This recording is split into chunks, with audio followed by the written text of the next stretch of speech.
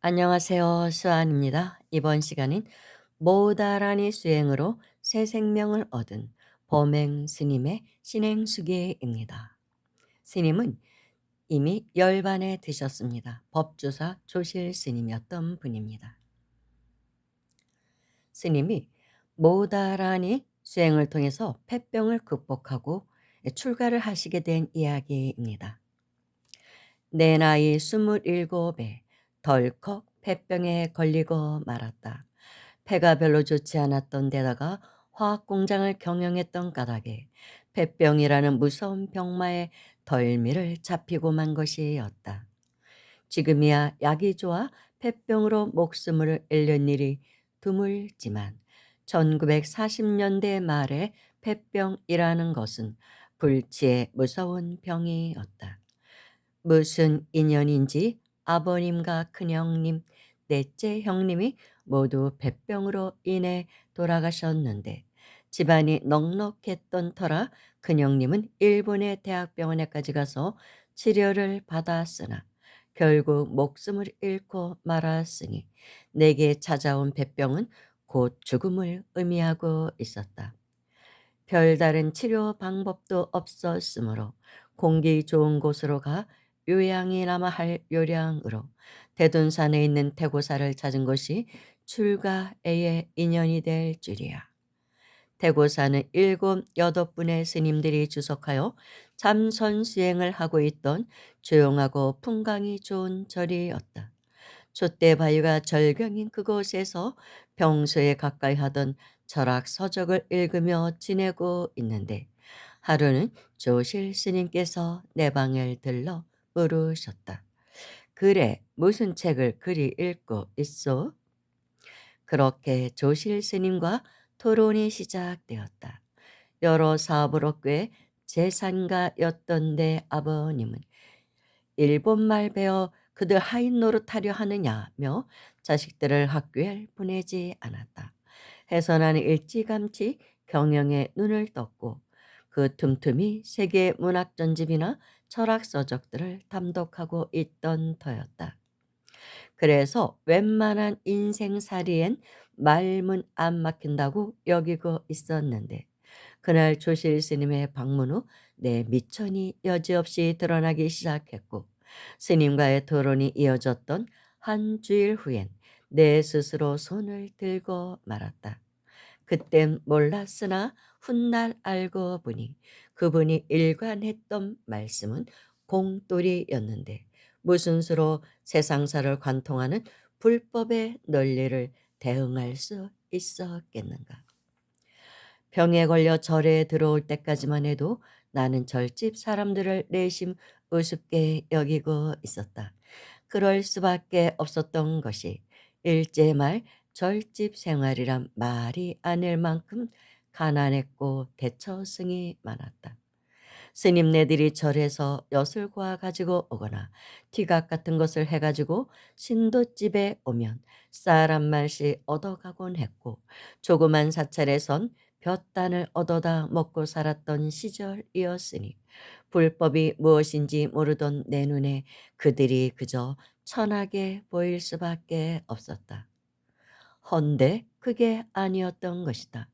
독립군 출신이며 망공 스님의 상자였던 조실 포산 스님의 공돌이가 나를 압도했던 것이다.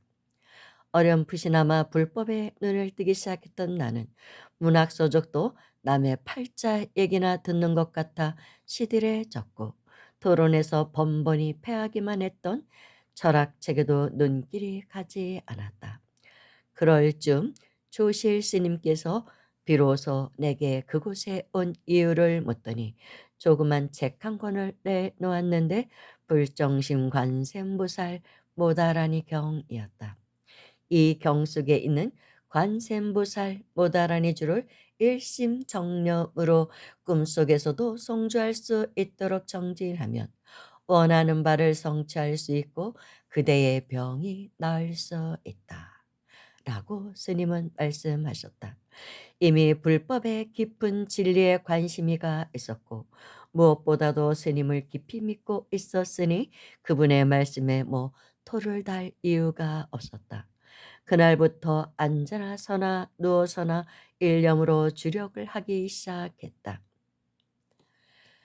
불법에 있어 주력이 의미하는 바가 무엇인지 모를 일이 없으나 조실 스님을 믿고 전심전력으로 주력에 몰두했으니 나중에는 태고사를 스치고 지나가는 바람 소리에도 주력이 실려 있는 듯 주력과 하나가 되었다. 아마도 한 달은 채 안 되었을 것이다. 3주쯤 지났을 때였을까. 나를 돌보아 주었던 의사가 내 몸을 진찰해 보더니 "아, 이 선생 병이 다 나았군요." 하며 기뻐하는 것이 아닌가. 그 말에 반가워 일어서니 법당 아니었다.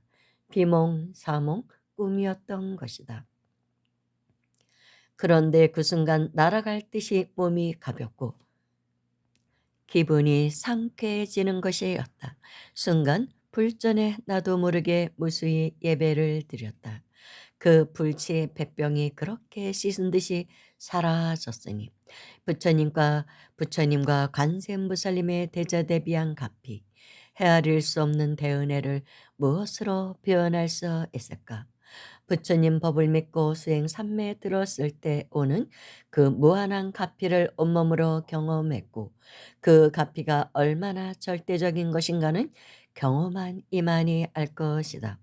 나는 그때 경험한 부처님의 은혜에 보답하기 위해 출가를 결심했고 그 후로도 어떤 인연으로 선을 하게 될 때까지 줄곧 서른회를 주력으로 수행을 삼았다. 아무리 성취하기 어려운 일도 내게 맡겨지면 안 되는 일이 없었으니 주력 수행은 나와 뗄 수 없는 인연이 깊은 수행이 되었던 것이다. 물론 부처님의 가피를 얻기 위해 수행을 하는 것은 아니지만 모라의 경지로 수행에 몰두하다 보면 자신이 바라는 일은 저절로 이루어지는 것이다. 부처님법이 무엇인지 공부해 자신에 맞는 수행법을 찾아 정진하다 보면 자연히 부처님법이 내 것이 되어 실생활에 실천하게 된다.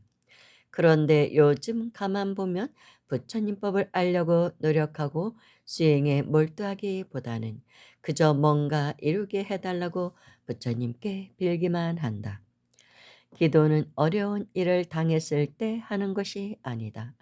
평소에 부처님법을 깊이 체득하고 원을 세워 수행 정진하다 보면 업장이 녹아 어려운 일을 미리 막기도 하는 것이다. 경전을 보고 세상의 이치를 알아야 수행이 제대로 되는 것이 어서 나는 신도들에게 경전을 익혀 불법이 무엇인지 알고 수행에 들어가라고 이르고 있다. 경전을 공부하며 스스로 수행의 필요성을 절감할 때 수행이 빛이 나는 것이다. 끊임없이 참여하며 수행에 매진해야 한다. 병이 씻은 듯이 나은 후 고 보산 스님을 은사로 오개를 받고 절집 사람이 되었으니 사실 나에게 행자 시절이란 것이 생략된 셈이다. 글쎄 굳이 행자 시절이라고 이름을 붙인다면 보산 스님의 공돌이를 들으며 불법에 끌렸던 예, 부엌에 쭈그리고 앉아 찬 없는 밥 먹어가며 주력 쌈매에 빠졌던 그 시간들과 그 태고사를 떠나 계룡산 용화사로 들어가 다시 주력으로 수행하며 지낸 몇 해라고 해야 할까. 얼마 전 사제인 탄성 스님이 문득 입적했다 하여 법주사에 다녀왔다. 인역보살이었던 그도 세월이 가니 그렇게 갔다. 어느덧 불가에 들어와 50해를 넘겼고 다시 80을 넘겼다. 세상은 날이 갈수록 존재 아닌 소유에서 행복을 찾으려고 난리법석인데 부처님 은혜에 보답하기 위해 입산한 이 출가 수행의 길에서 얼마만큼의 힘을 세상에 회항했을까. 어쩐지 그 일을 생각해도 흡족하지가 않다. 이렇게 모다라니 수행으로 폐병을 고치고 훌륭한 수행자가 되신 이야기입니다. 모다라니는 불정신 관세음보살 모다라니는 10만 독을 해 보면 꽤 좋습니다. 그러면은 몸과 마음을 보호하는 것을 느끼게 됩니다. 몸과 마음을 보호해 주는 다라니. 말세 중생에게는 꼭 필요한 다란이라고 하셨다고 합니다. 관세음보살님께서 나타나셔서. 그러니까 인연 되시는 분들 한번 해 보십시오. 감사합니다.